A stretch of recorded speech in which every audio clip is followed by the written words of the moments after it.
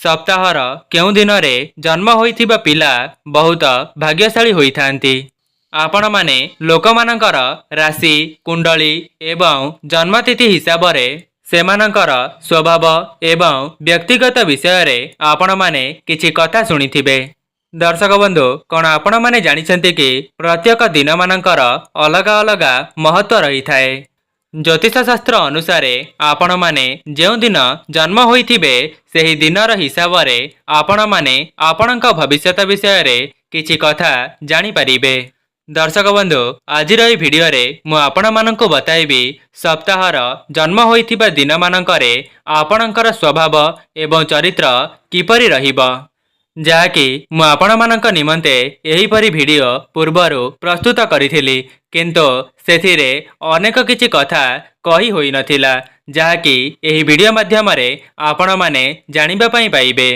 नमस्कार दर्शक बंधु, आज एही क्षुद्र भिडियो रे आपण मानंको स्वागत। दर्शक बंधु, आसंतु जानिबा दिन हिसाब रे आपणकर जीवन रे चालुथिबा किछि रहस्यमय कथा विषय रे, एवं ता सहित आपण माने जानिबाकु पाइबे जे आपणक जीवन रे जेउ कष्ट समस्या लागि रहुछि ताहा केबे अंत हेबो, एवं आपणकर धनजनित समस्या केबे दूर होई आपणक निकटको धनर आगमन हेबो। समस्त विषय रे मु आपण मानंको भिडियो आगरे बताइबा पई जाउछि। सेथिपाई भिडियोटी को स्किप न करी शेष पर्यंत निश्चय देखंतु, जहा द्वारा आपणक जीवन रे चालुथिबा समस्त समस्यार समाधान एही भिडियो माध्यम रे आपण पाई परिबे। आज्ञा हाँ दर्शक बंधु, जदि आपण माने भिडियोटी को स्किप करिदेबे तेबे आपणक निजस्व जीवन विषय रे किछि गुरुत्वपूर्ण कथा को आपण माने हराई देबे। सेथिपाई भिडियोटी को स्किप न करी शेष पर्यंत अवश्य देखंतु। दर्शक बंधु, जदि ए पर्यंत आपण माने भिडियोटी को लाइक करि नांती, भिडियोटी को लाइक करी कमेंट बॉक्स रे जय मां लक्ष्मी अवश्य लिखि दियंतु। दर्शक बंधु, आपण माने भिडियोटी को लाइक करिबा द्वारा मते भी आपण मानक निमंते एही परि भिडियो प्रस्तुत करिबा पई उत्कंठा एवं आग्रह हेबो, जहा द्वारा आपण माने एही परि भिडियो देखिबा पई पाइबे, एवं आपणक जीवन रे जहा भी किछि कष्ट समस्या लागि रहिछि से सबुर मध्य समाधान होइजिबो। दर्शक बंधु, प्रथमे रहिछि सोमवार। सोमवार दिन जन्म होइथिबा व्यक्ति समाज रे निजर प्रतिष्ठान को बनाई रखिथांती, किंतु एमानंकर पारिवारिक जीवन भल न थाए। एमानंको सबुबेल पई कठिन समयर सामना करिबाको पड़िथाए। एमाने सबुबेले हसखुशी स्वभावर होइथांती, ता सहित एमाने बहुत मजालिया कथा मध्य कहिथांती। चंद्रदेवंक सहित एमानंकर जोग रहुथिबा हेतु एमाने चंचल प्रकृतिर होइथांती, एवं एमानंकर निरंतर विचार परिवर्तन होइथाए। एही लोकमाने बुद्धिमान, कलाप्रेमी एवं बहुत शक्तिशाली मध्य होइथांती।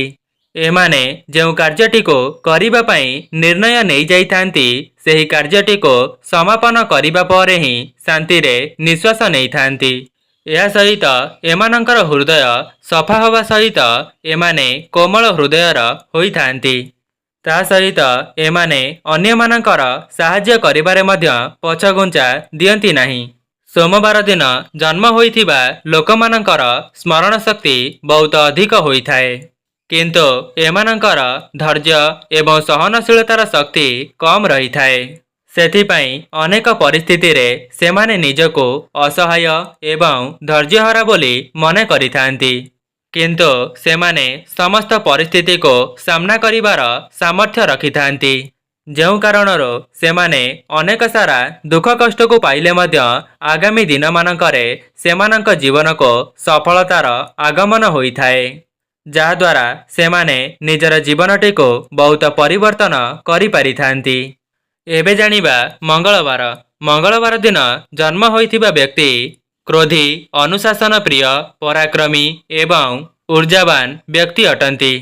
एही दिन जन्म होइथिबा व्यक्ति मानक उपरे मंगल ग्रहंकर आशीर्वाद रही थाए। सेथिपाई एही बार रे जन्म होइथिबा व्यक्ति निज जीवनर समस्त दुख कष्ट को दूर करी निज लक्ष्य पथरे अग्रसर होइथांती।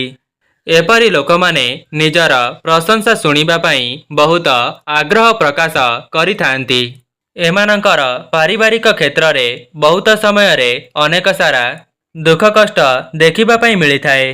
निजर क्रोधित प्रकृति पई सेमानंकर निज परिवार रे मध्य अनेक लोकमानंक सहित मन मतांतर देखा देइथाए।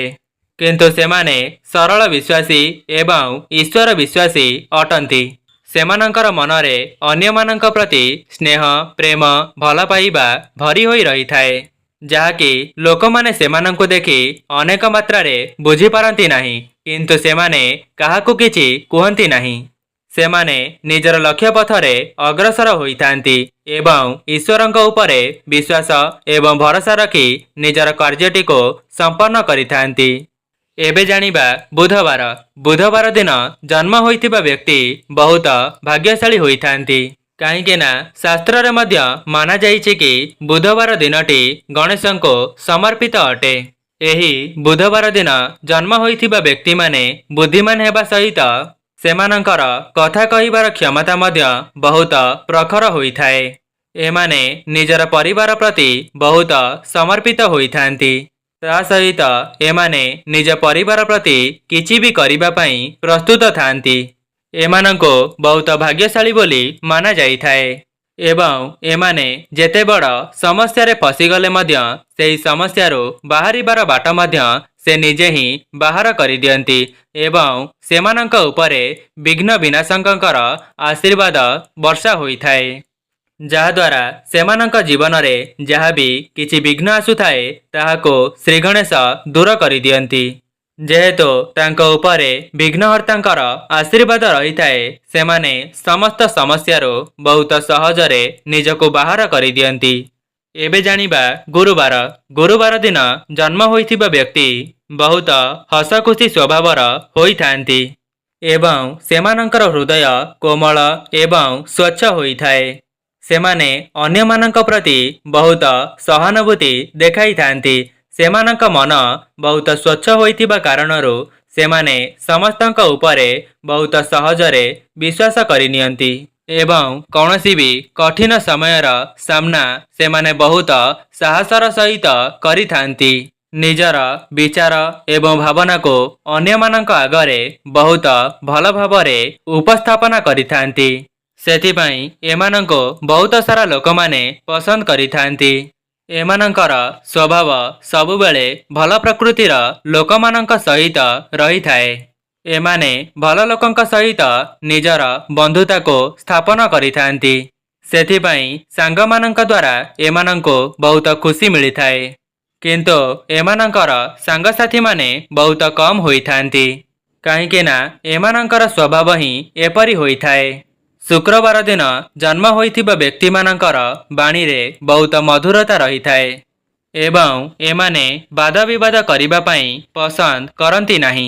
एमिति लोक निजर मनोरंजन करिबा सहित भोग विलासरे मध्य अनेक सारा पैसा को खर्च करि दियंती, जहाद्वारा एमानंकर आर्थिक संतुलन बिगिड़ी जाइथाए।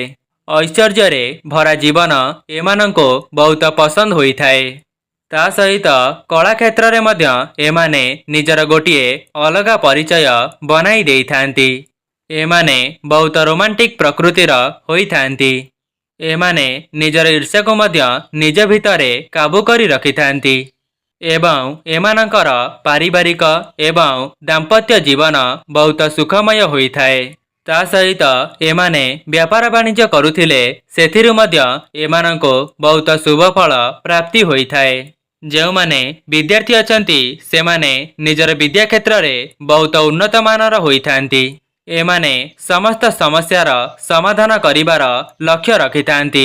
कौनसी परिस्थिति रे भी एमाने पछगुंचा दियंती नाही एवं सेमाने निजे मध्य अन्य मानंक प्रति समर्पित होइथांती एवं अन्य को सहाय्य करिबा पई सब बेल पई आग्रह प्रकाश करिथांती।